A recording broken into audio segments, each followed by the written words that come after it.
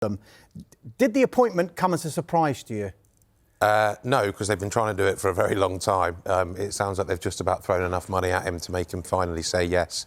I think De Zerbi's been someone that obviously a lot of top Premier League clubs have been looking at for a long time since he came over with Brighton and took them into Europe. He's been someone on Tottenham's list for a while. I think they tried when they turned to Igor Tudor, and that was obviously a mistake. And obviously, with all the reporting you read around it, is he didn't really want to step into the mess that's been created. He would have waited until the summer. But I think he's the sort of coach. He's a coach that, and Andy mentions it in his piece, that he's a coach's coach. They're all obsessed with him for reasons that they never really tell you why, but they can see it and you can't. Yeah. But they all absolutely love him and think he is something quite special. And what he did with Brighton was fantastic. He's incredibly engaging to be around, to deal with in press conferences. The players that have played for him, I think Adam Lallana was on the radio this week eulogising about him, and worked under Jurgen Klopp for a very long time as well, Lallana. So the way he talks about De Zerbi is worth listening to, and someone that wants to be a coach as well. He certainly won't be too nice to the Tottenham players, although Igor Tudor went in there, told them they couldn't defend, couldn't pass, couldn't attack, and that didn't go too well. So whether this squad is one that's ready for home truths is to be seen. I don't think they've quite got the mental fortitude for that, but as long as he can keep them up, I think he'll be a fantastic and fascinating appointment for the next few years. Jason, Jack mentions Andy's piece. I'll quote from it. Spurs need an influential manager. They need the brilliant coach that so many of his contemporaries seem to think De Zerbi is. But they also need someone to tell them some home truths, to rile them, to fall out with them even. And De Zerbi has form for falling out with people, which is why the idea of him fulfilling a 5-year deal at Spurs seems a bit fanciful. There is no relegation clause. That's been well publicised. But do you see a world, if they do go down, that De Zerbi is managing Tottenham Hotspur in the Championship? Well, he's promised to, hasn't he? So, he's promised to, hasn't he? So we've got to hold him to his word. And you'd hope he would do that, yeah. And it'd be fascinating if he does. I mean, even more so will be obviously Tottenham in the Championship anyway. But I think so. I mean, I don't have any reason to disbelieve him. I'm slightly surprised that he's agreed to that. I think, as Jack says, that they just kept throwing money at him, but also I think they kept throwing control at him. I think he's got more control at Tottenham than he would have expected to have at other clubs. He's going in there as a head coach, but I think he will have quite a lot of say in how the clubs run. Obviously, we know they're going to try and recruit another sporting director, have 2 sporting directors, and basically an old-fashioned manager. So good luck with that. See how that works. Especially with him.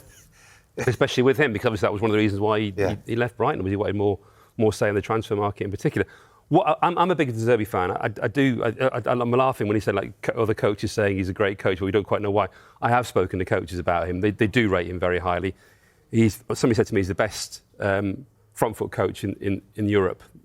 As another Premier League manager said to me that the week, and I have reason to believe him. That the training is very, very good. Adam Lallana, I've spoken to him myself about it. He talks about him, how good he is as a coach, but also in terms of a person as well. He talked about him being like his big brother. I think he's very intense. I think emotionally it's going to be very, very, very intense for Tottenham. I think that's probably what they need more than somebody going there shouting and screaming at them. I think he will do a bit of that, but I think he will try and galvanise them in a very sort of emotional way, which Tudor didn't do. I think Tudor did go in there and torch the place. I think Frank was too nice and touchy-feely when he was there. So it might, in terms of the emotional side of it, I think that could work for them quite well, because they probably do need somebody who's going to actually be that kind of.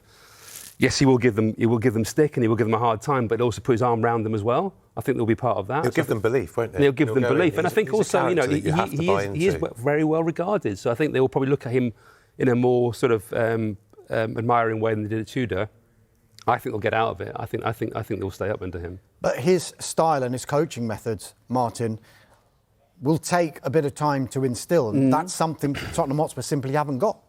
Well, no, but it depends whether they work immediately or not. You know, if they don't work immediately, that is a problem, because he's quite wedded to a particular way of playing and particular ideas. And if they don't work immediately, then you really haven't got time for those ideas to settle and bed in, and for everyone to get used to it, because there's 8 matches to go until, or 7 matches to go until the end of the season. Having said that, he's a very good coach. He should be able to do it. And 5-year contract, there are now consequences. which didn't exist at Tottenham before with Igor Tudor, because he wasn't going to get the job. So Christian Romero could amble back towards the goal, and not put any pressure on there, and everyone was very sort of lackadaisical, and games just dribbled away from them because this guy ain't going to be around, we'll just wait this guy out. The man's got a 5-year contract, he says he'll manage them in the Championship. So there are now consequences. You can't wait De Zerbi out. He's got a longer contract than you, most of the players, I would say. So I think that's very important as well. I think Tottenham get out of it, yeah. If they do get out of it, as Martin says, what changes need to happen at the club, Jason? I just want to refer you to Alistair Gold's piece in the Daily Star Sunday. He arrives ahead of a summer in which Spurs have already raised their wage ceiling and bigger transfer funds have been promised, could help ease those frustrations. But the club need to remain in the Premier League first. This is something maybe that most Tottenham fans, if not all of them, said, why weren't you doing this 2, 3, 4, 5, 6, 7 years ago when Mauricio Pochettino was in charge? There's an obvious reason for that. There's a different guy at the helm then, wasn't there? And we know he wasn't going to do that. I do find it fascinating that a club has let it be known they're going to pay higher wages. Yeah. It's a brilliant negotiating. Hell of a negotiating tactic, that, isn't it? So why are you doing that? Why don't you just do the deals? It's like, we're going to pay high wages. Like if you're going for a new job or something and you're negotiating and the guy says to you, whatever you want, I'll double it. Yeah. It's like, I do find that quite fascinating. Yeah. But no, there's different guy, obviously different guy at the helm, different people in charge now. They want to curry favour to a degree with the supporters. Yes, they're right in the sense of obviously they do need to spend more money in the wages and so on. They've got the revenues coming in from the stadium. They have spent quite a lot of money in transfer fees. It's not that they haven't. They just bought badly. And that's what they need to sort out. They just need to sort out that squad and spend the money better. And it's not. I don't think they haven't spent a lot of money. I think the wage bill doesn't need to go up. It's not like they haven't done anything. Obviously, under Pochettino in that window after they got to the Champions League final was a disaster, and lots of reasons for that, but it wasn't right. But since then, they've almost spent too much money in some ways, the way they've done things. So how much blame is actually attached to the managers that have failed or the people above them? Both, isn't it? It's both. I mean, I think the club was run in a certain way. It was frustration for a certain number of those managers. What I never understood with Tottenham is you had Pochettino, who is this kind of like a project manager. Obviously was there for a long period of time, developed players, obviously the players that came through and so on.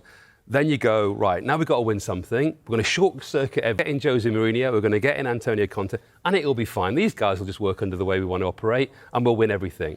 Listen, if you're going to bring these guys in, you've got to give them what they want, because otherwise, it's not going to work. And hey presto, it didn't work. So that's the fascination with De Zerbi. Not quite a manager in terms of Conte and Mourinho in terms of winning things, but a manager who's obviously got a bright future ahead of him. He will be demanding in that way. He will be wanting these players signed. He will be wanting higher wages paid. Obviously, he's got the money he wanted out of it. So it's going to be a really interesting summer. I think a big summer for them. Whatever happens, there'll be a lot of upheaval at Tottenham. What he can also do, which we saw at Brighton, is maybe revive a couple of careers there. Absolutely, you've forgotten. You look what he did for Lewis Dunk, got him into the England squad. Worked with Welbeck and always thought about him. Jason Steele, who's now in the England squad. Yep. He thought he was one of the best goalkeepers in Europe. Bombed Robert Sanchez out, put him in and did well there. He lifted up a lot of and transformed a lot of players at Brighton, and there'll be a few maybe lost causes at Tottenham that could have a bit of a revival under him. But what they need from him now is not, like you say, it's going to take a while for his patterns and everything to be instilled in this Tottenham squad. They just need his personality now for the next 6 or 7 games. They needed him to be a force of nature and galvanise them. You say, Martin Jack says, a force of nature, galvanise the squad. Let's fast forward to next week, because on Friday night, West Ham United are at home to Wolves. Mm-hmm. If West Ham United win that game, then De Zerbi will enter his first game in charge of Tottenham Hotspur with the team in the relegation zone. Psychologically, what can that do to the players especially? I think it's really big from West Ham's perspective, as much as anything else, because West Ham can't get out of the bottom 3. That's been the problem this season, that whatever they do, they can't get out of the bottom 3. They're winning 2-0 at Chelsea, and everyone's thinking, this is right, here we go, it turns score. They get beat 3-2. There's, they're in the 96th minute, I think, at home to Manchester United. I was there for that game, and again, can't hold on to it. I've never seen a place so flat after that goal went in, because what can they do to get out? What can we do to get out? So if West Ham can get out the bottom three, I think it's very big for West Ham, even if the situation is reversed a day or so later. I think that will be a big fillip. And that's the moment at which everything, what did William Burroughs say about the naked lunch, the moment when everyone sees what's on the end of their fork. And I think that's Tottenham. On that Saturday morning when you wake up and you look at the paper, or you look on, whatever you do, CFAX, it used to be. There's no CFAX anymore. You look on the internet, and you look at the league table and you think, we're in the bottom three. And then it really hits home, and then the pressure becomes so much more intense. And how impactful can that be on what De Zerbi is trying to do? Because he can say what he wants right now. That team talk suddenly becomes a lot different, doesn't it? He's got to prepare for that, hasn't he? I mean, he's got to prepare for the fact that, he's going to know he's going to know by kick-off what the situation is if they're in the bottom three. I mean, it will obviously concentrate minds, you'd hope. I mean, that's what it's got to do. I mean, whether they're in the bottom three now or not, they are in a relegation fight. And if West Ham put them into the bottom three, yes, of course, it raises the pressure on them. Even looking at that table will be weird, won't it? With Tottenham in the bottom three, with 7 games to go. Yeah, exactly. It will be weird looking at it, But they've got to get on with it. I mean, they are in the fight. If I'm not a manager, but if you're doing the team talk, you've got to worry about yourselves. If they win their games, they'll be fine. They'll be fine if they win their games. So they've obviously got to start next Sunday away at Sunderland. They can't really sort of dwell on it. It seems easier said than done, because they haven't actually won in this calendar year so far. But Jack, when the board and those in power at Tottenham Hotspur, maybe at the end of the season, whatever has happened, look back on this season, what's probably the one decision that they'll look back on and think, we should not have done that? Was it the appointment of Frank? Was it the sacking of Frank? Was it the appointment of Tudor? There's definitely more than one. I think the one thing that Daniel Levy certainly would have done is pull the trigger on Thomas Frank a lot earlier. Yeah. I think there's not many. There were questions over whether he could make the step up from Brentford and the structure at Brentford, but nobody looked at the Thomas Frank appointment and went, madness, what are they doing? Absolutely right. Everyone looked at it and thought, do you know what? He's a manager that has shown at times he can play better football than Brentford did. Yeah. He deserves a shot. Yeah. He's a big figurehead. He can lead a club. And there was no connection there, no spark. It was all a bit too big for him. Yeah. He's still clearly a very good manager. They should have realised that mistake earlier. Do you think they'd be, hindsight's wonderful, isn't it? But would they be in this particular position had he stayed on? They could have been, yeah, because it was properly hopeless. I don't think it would have been quite as dramatically bad as it has been, and players just giving up, because, like to Martin's point, Frank had a proper contract. So they were still playing for their futures under a certain manager then. Whereas Tudor came in, they didn't like him, they didn't have to respect him, they didn't have to listen to him because of the contract he was given, and there was even no thought that if he kept them up, he could earn a permanent contract. That wasn't going to happen. So it probably wouldn't have been quite as bad under Frank, but that doesn't mean they were wrong to sack him. They just did it too late. My producer, I'm just going to blame him for this. Yeah. He quite enjoyed putting you guys on the spot ahead of the last break. So if, and apologies to Wolves and Burnley, if they are almost looking like that they're going to go, which team joins them, Martin?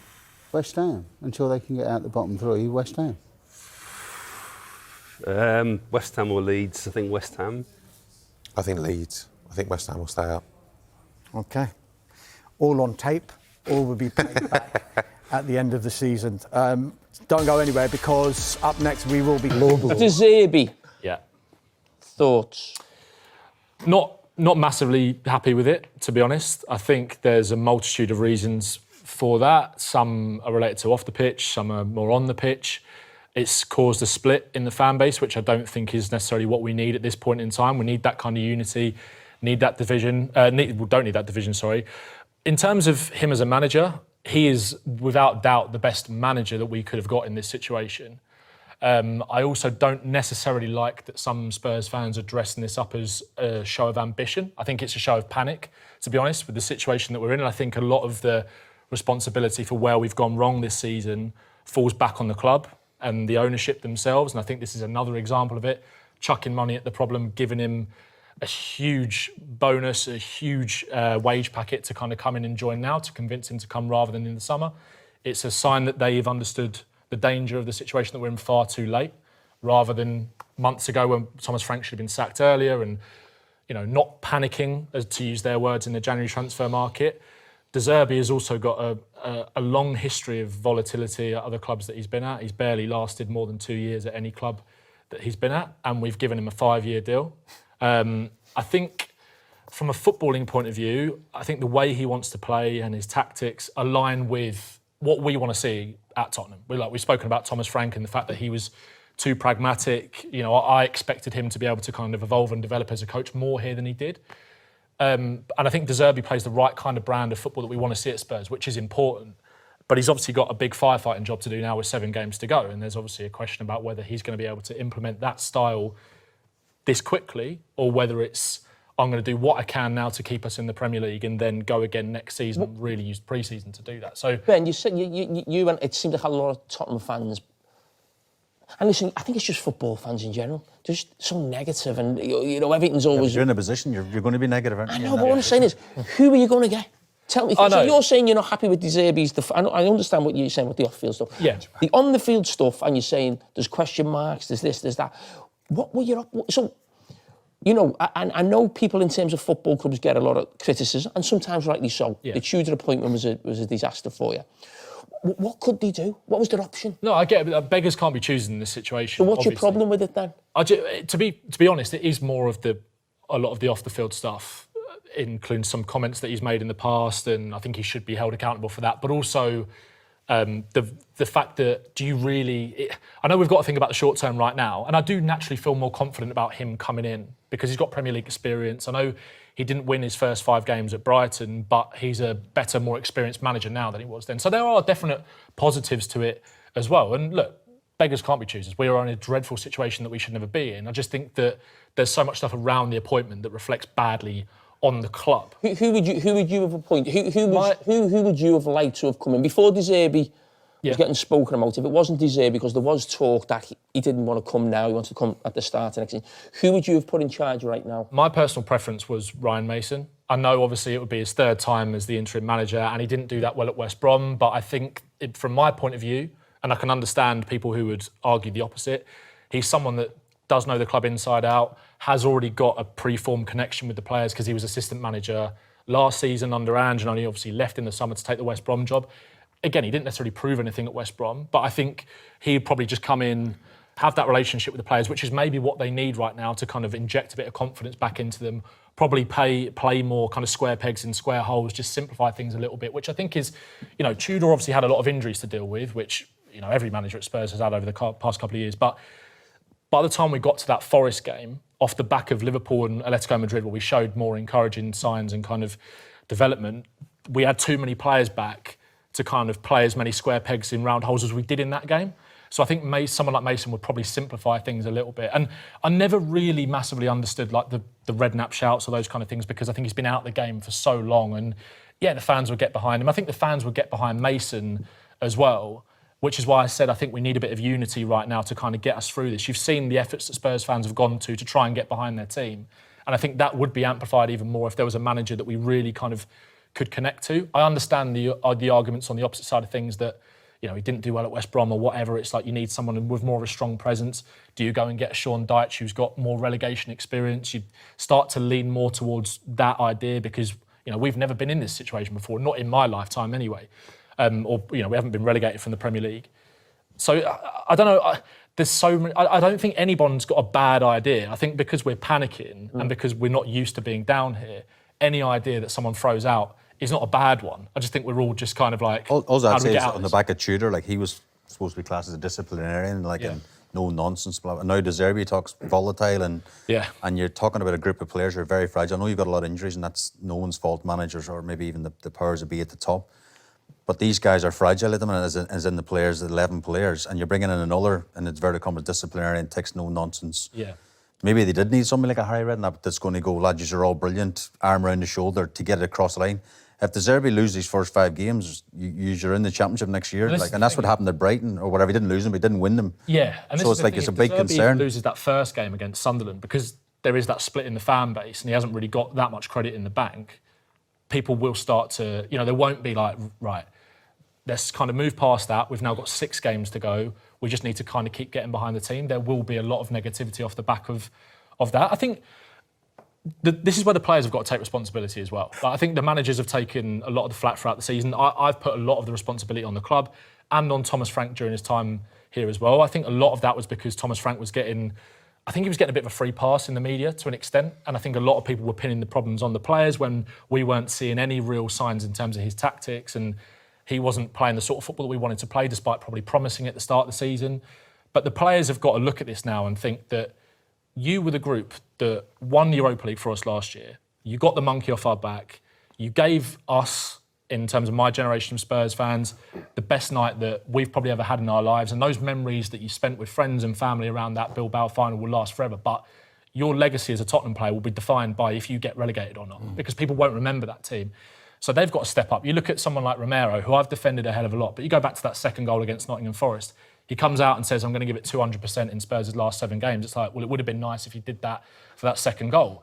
You look at Forest and you look at West Ham, and because I think they're, not to be patronising, but they're used to being in this situation, those guys at the back, Murillo and Milenkovic, saw that in their last game. They can organise a defence. They can stay disciplined and committed for 90 minutes to get everything away, head, kick, everything away, whatever, and just kind of pull other players, get sort of take responsibility and get them doing what they need to be doing as well. Whereas it feels like we haven't got that. Maybe De Zerbi will inject that with that kind of harder approach.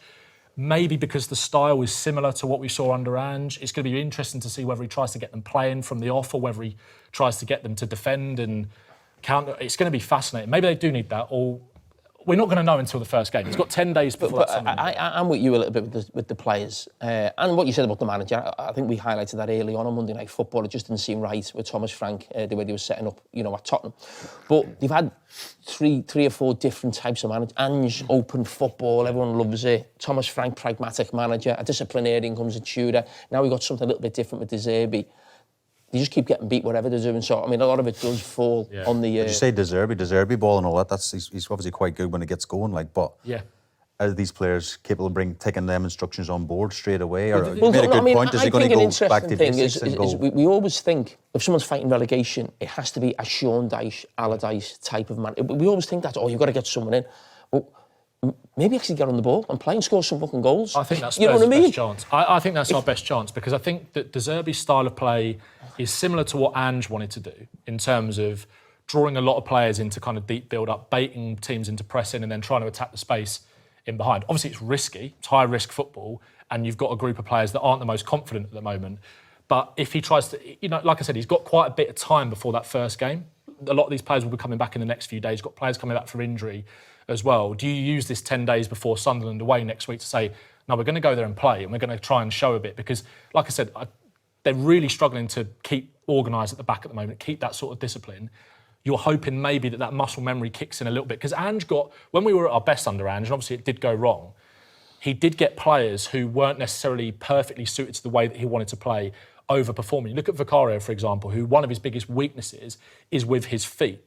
But under Ange, he was a lot better because we had more options on the ball. He was encouraged to be more brave, so naturally he wasn't as bad. If you're being encouraged, he's injured now, isn't he? But Vicario, I think he's having the hernia surgery, but I think he might miss one game maybe. But then you're asking Kinski to come in, who's been taken out of the Champions League. Yeah, but also if you've got a manager now in De Zerbi who's going to say, look, I'm going to trust you.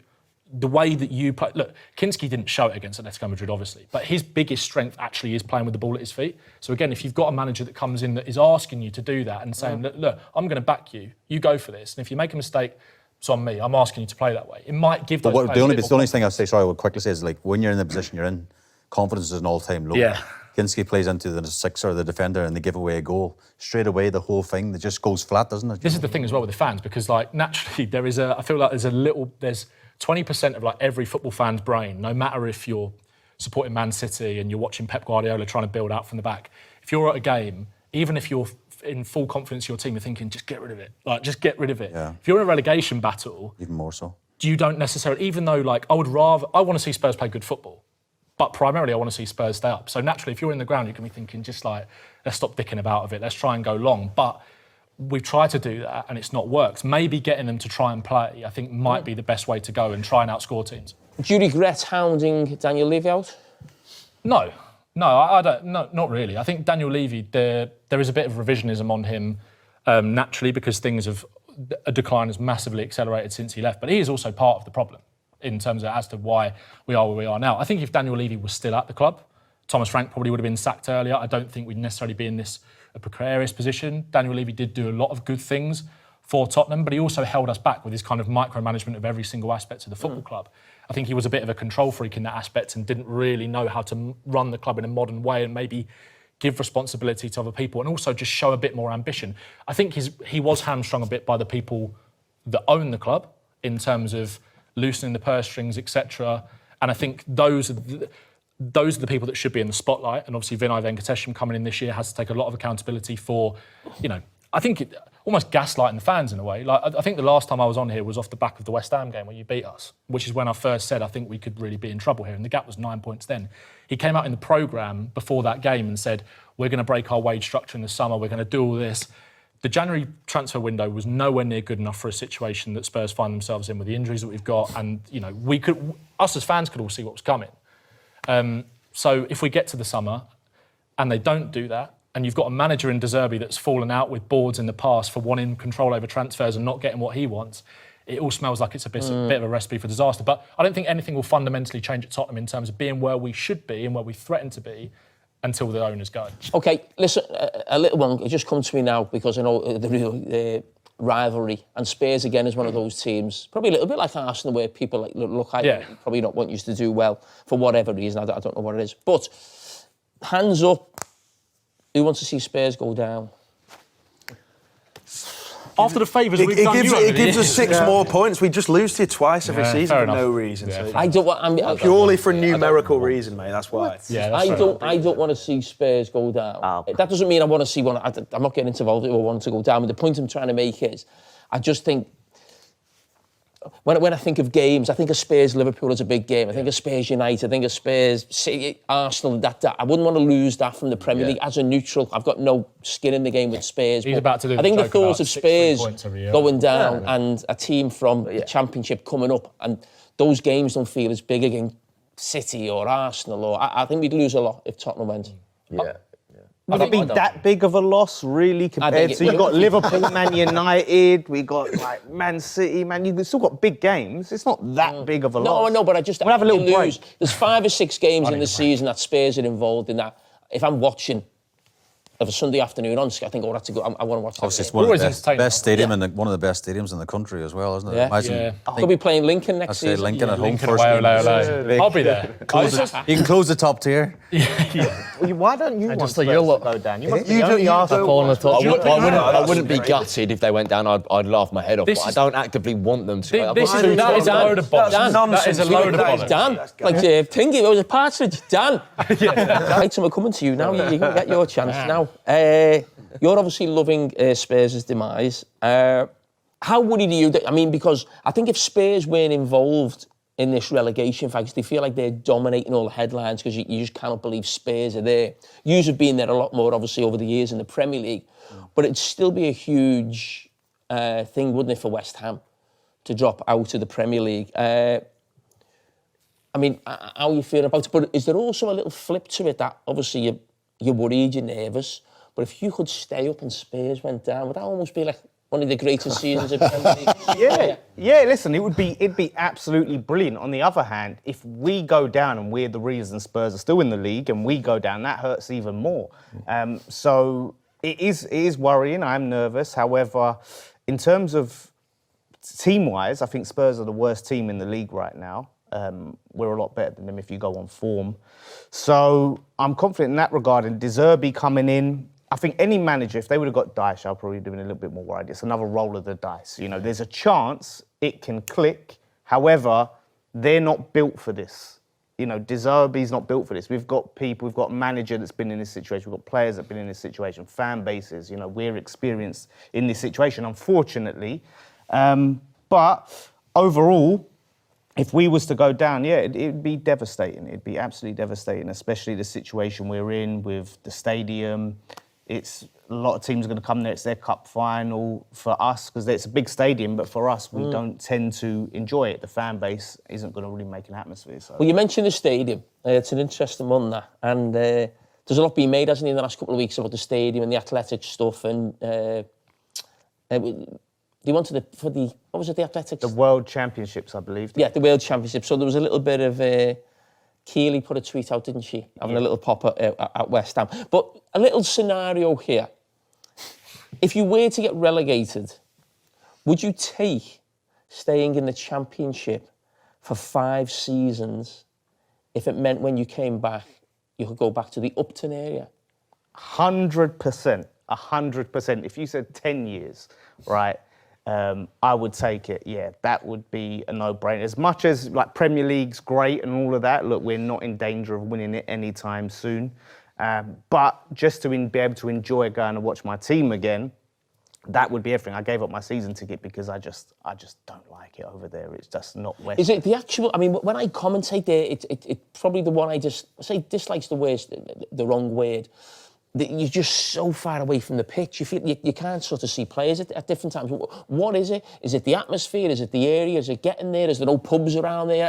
What? Because going to a game of football is not just about sitting in my seat, is it? It's the way you go, the people you meet, going for a drink before the game, after the game, the area it's in. What are the big things about it? Yeah, so pretty much everything that you said. So it is the distance, although I was quite close to the pitch in my seat, but it feels like neutral ground. You know, you go in there, it's probably the only stadium where all the seats aren't coloured the team's colours, you know what I mean? The only stadium at that. Like you said, the walk-up, there's only one proper pub round there. A lot of it's all Westfields, very posh. There, we haven't got the old burger vans and stuff outside the stadium. It's very corporate. So everything in and around just don't feel West Ham. It's the things they could do. You're talking about the burger. I don't understand. Are they rules set in stone that you can't have it almost like an old-fashioned stadium? Or I don't know. It's the things the club could do. Yeah, I mean, it's tricky because we don't own the stadium, you know, and that goes to a lot of issues that we're having is we don't own the stadium. So it's the LLDC that own the stadium that make the money, and they go and all the vendors, you know, they'll sell it to the highest bidder. So you don't get the old boy who's selling the scarves and the badges and all of that. You're not going to get that. You're going to get all these corporate food places around there because that's the issue. As long as we don't own it, it's not our home. They realise they've made a bad deal. They don't want us there, and you can feel it. And now, like you said, this World Athletics thing coming up, they're wanting to boot us out for 3 weeks during the season. I'm glad we're sticking to our guns on that one.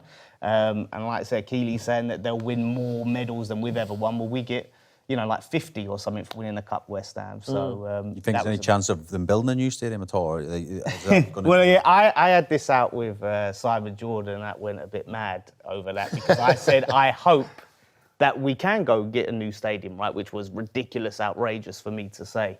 But we've got the land there. It depends. If we get, you know, one of these Saudi owners or something can maybe come in and buy the stadium and either restructure, knock it down, rebuild, that would probably be the most likely thing, right? You'd have to have massive ambition.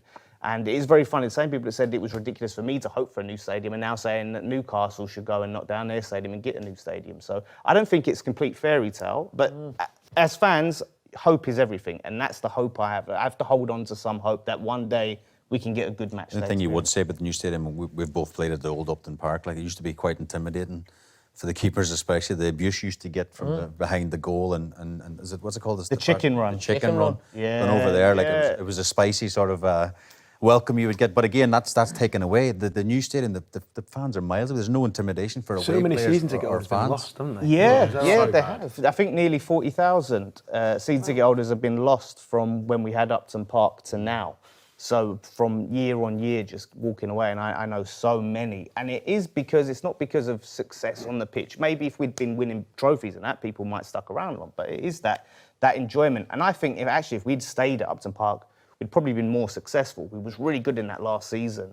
And that advantage you spoke about, that cauldron, like, you know, teams not wanting to come, I think we probably would have won more than just a Conference League, which I'm grateful for, but they talked about moving here for Champions League football and, you know, eventually we're going to compete for the league. That's why we need to move to this stadium. And like I said, none of it come to fruition. What I would say, one crumb of comfort for Dan before we move on, whatever, is I do think you'll stay up.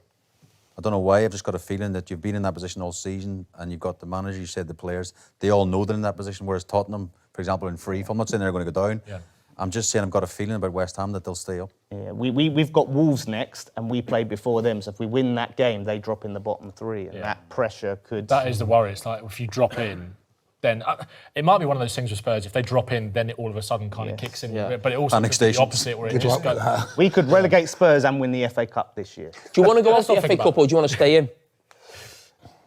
It's such a tough one, but I lean towards the FA Cup. You know, winning that Conference League was amazing, but to win the FA Cup, you know, we won it when it was a top trophy, when it was bigger than the league. You know, when we was winning it back in the 60s, 70s, and 80s. So to win that trophy again, I think it's special to a lot of West Ham fans. So to have that moment of seeing us win it, to have the parade the next day in East London, I think as horrible as it would be playing Championship football in that stadium, I would sacrifice that for that moment of just having that FA Cup and the memories. Because you were so close, weren't you, in 2006? Yeah.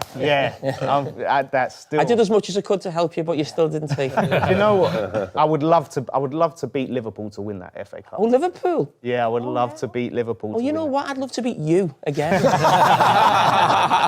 Right.